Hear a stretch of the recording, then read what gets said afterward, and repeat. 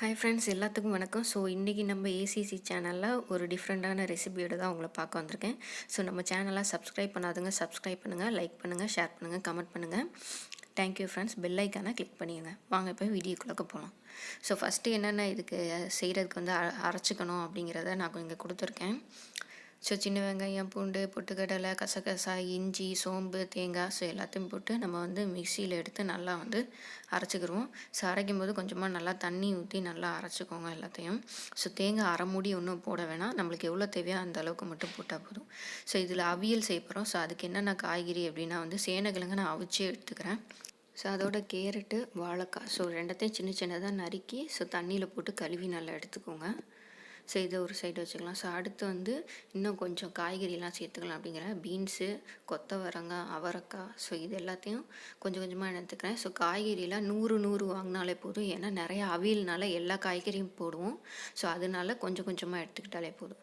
So இதெல்லாம் வந்து நம்ம வந்து தாளித்து விட போகுது, போட்டு வதக்கி எல்லாம் தாளிக்க போகிறது. தக்காளி, சின்ன வெங்காயம், ஒரே ஒரு பச்சை மிளகாய் எடுத்துக்கிட்டால் போதும், கருவேப்பிலை, கொத்தமல்லி, அவ்வளோதான். ஸோ இப்போ வாங்க. ஸோ ஃபஸ்ட்டு வந்து குக்கிங் ஆயில் கடாயில் ஊற்றி அது கொஞ்சம் சூடு ஏறட்டும். ஸோ 5 நிமிட்ஸ் சூடு ஏறினதுக்கப்புறமேட்டுக்கு வந்து நம்ம வந்து கடுகு, உளுந்தம்பருப்பு, ஸோ அதுக்கப்புறமேட்டுக்கு வந்து பட்டையை வந்து போட்டுக்கலாம். ஸோ அது நல்லா பொரிஞ்சு வரட்டும். ஸோ இந்த நேரத்தில் கொஞ்சம் வந்து இந்த கறிப்பூன்னு சொல்லுவாங்களே, ஸோ அது வந்து போட்டுக்கலாம். ஸோ அதுக்கப்புறமேட்டுக்கு வந்து கொஞ்சமாக வந்து சோம்பு சேர்த்துக்க போகிறோம். ஸோ இது நல்லா பொரிஞ்சிட்ருக்கணும் எல்லாம் சேர்த்து. ஸோ இந்த நேரத்தில் கொஞ்சமாக வந்து பெருங்காயத்தூள் வந்து சேர்த்துக்கலாம். பெருங்காயத்தூள் எல்லாம் சேர்த்துக்கிட்டிங்கன்னா அதுக்கப்புறமேட்டுக்கு வந்து பச்சை மிளகாய், கருவேப்பிலை, கொத்தமல்லி, ஆனியனு, ஸோ இது எல்லாத்தையும் போட்டுக்கோங்க. ஸோ இது எல்லாத்தையும் போட்டு நல்லா வதக்கிக்கலாம். சிம்மிலே வச்சு வதக்கிக்கோங்க. ஸோ ஆனியன் வந்து நல்லா வந்து கோல்டன் கலரில் நல்லா வர மாதிரி பார்த்துக்கோங்க. ஸோ பார்த்திங்கன்னா வந்து வெங்காயம் நல்லா வதங்கிடுச்சு. ஸோ வந்து கலரும் வந்து நல்லா சேஞ்ச் ஆச்சு. ஸோ இந்த நேரத்தில் நம்ம வந்து தக்காளியை வந்து எடுத்து போட்டுக்க போகிறோம். ஸோ தக்காளியும் போட்டு நல்லா வதக்கி விட்டுருங்க. ஸோ தக்காளி வந்து சீக்கிரம் அந்தளவுக்கு வேகாது. ஸோ அதனால் அது இன்னும் சாஃப்டாகி சீக்கிரமாக வேகணும் அப்படின்னா கொஞ்சமாக வந்து அதுக்கேற்றளவு உப்பு நம்ம தூவி எடுத்துக்கலாம். ஸோ நான் இதுக்கு வந்து தக்காளிக்கு மட்டும்தான் உப்பு போட்டிருக்கேன். ஸோ லாஸ்ட்டாக உப்பு வந்து நம்ம சேர்த்துக்க போகிறோம் சமையலில். ஸோ அதுக்கு முன்னாடி மஞ்சத்தூள் போட்டுக்கிறோம். அதுக்கப்புறம் மிளகாத்தூள் போட்டுக்க போகிறோம்.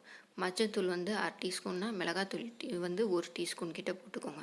நான் ஆஃபாக 2 டீஸ்பூன் மாதிரி போட்டேன். ஸோ இது எல்லாத்தையும் நல்லா வதக்கி விட்டுருங்க. ஸோ அதுக்கப்புறமேட்டுக்கு வந்து மல்லித்தூள் போட்டுக்க போகிறோம். அதையும் போட்டுக்கிட்டு நல்லா மிக்ஸ் பண்ணி விட்ருங்க. ஸோ அந்த ராஸ்மெல்லாம் போகிற மாதிரி நல்லா மிக்ஸ் பண்ணி விட்ருங்க. ஸோ அதுக்கப்புறம் கரம் மசாலா, ஸோ எல்லாத்தையும் சேர்த்து நல்லா வந்து வதக்கலாம்.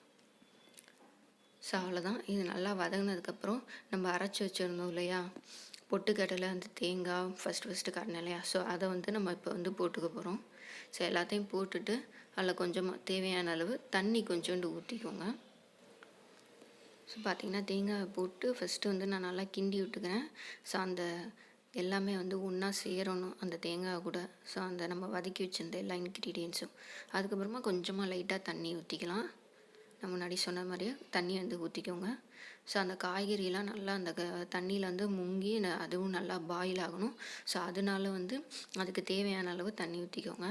ஸோ இப்போ வந்து நான் எல்லா காய்கறியும் வந்து போட போகிறேன். ஃபஸ்ட்டு வந்து கேரட்டு, வாழைக்காய், ஸோ எல்லாத்தையும் வந்து சின்ன சின்னதாக வந்து கட் பண்ணி எடுத்துக்கோங்க. ஸோ ரொம்பவும் பெருசாக வேணாம், ரொம்ப சின்னதாக வேணாம். பெருசாக போட்டால் அந்தளவுக்கு வேகாத மாதிரி சில சமயம் ஆயிரும்.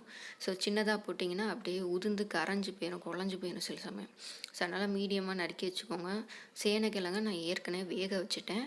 நான் சேனைக்கிழங்கு வேக வச்சு, ஏன்னா நல்லா பழைய கிழங்கா எடுத்துகிட்டு அதை வேக வச்சு கொஞ்சோண்டு வேணால் லெமன் தண்ணியில் ஊற வச்சு வேக வச்சுக்கோங்க அதை. ஸோ அவ்வளோதான். ஸோ இது எல்லாத்தையும் போட்டுக்கிட்டாச்சு. ஸோ இதை நல்லா வந்து வதக்கி விட்டு இதை வந்து நல்லா நம்ம வந்து கொதிக்க வைக்கலாம்.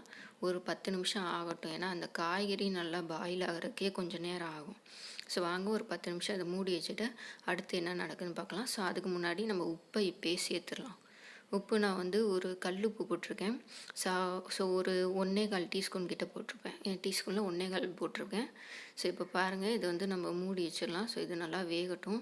ஸோ பார்த்திங்கன்னா இன்னும் காய்கறி இன்னும் ஹாஃப் பாயிலில் தான் இருக்குது. ஸோ இன்னும் நல்லா வேகணும், காய்கறியும் வேகணும், அந்த தண்ணி இன்னும் வற்றணும். ஸோ இப்போ அந்த காய்கறி வெந்துருச்சு. ஸோ தண்ணி மட்டும் இன்னும் வற்றலை. ஸோ அதனால் இன்னும் ஆஃப்டர் ஒரு 5 நிமிட்ஸ் கழித்து பார்த்தனால தண்ணி நல்லா வற்றிருக்கும். ஸோ பார்த்திங்கன்னா தண்ணி நல்லா வற்றிடுச்சு இப்போ. ஸோ நம்ம அவியல் வந்து இப்போ ரெடி ஆகிடுச்சு. ஸோ இது வந்து சாதத்தில் போட்டு பிசைஞ்சு சாப்பிட்டுக்கலாம். ஸோ தொட்டுக்க இட்லி, தோசை, நைட்டு கூட வச்சு சாப்பிட்டுக்கலாம். ஸோ ரசம் சாப்பாடுக்கு இது ஒரு செம்மையான டிஷ்ஷாக இருக்கும். ஸோ உங்கள் வீட்டில் உள்ளவங்களுக்கும் ட்ரை பண்ணி பாருங்கள். Thank you friends.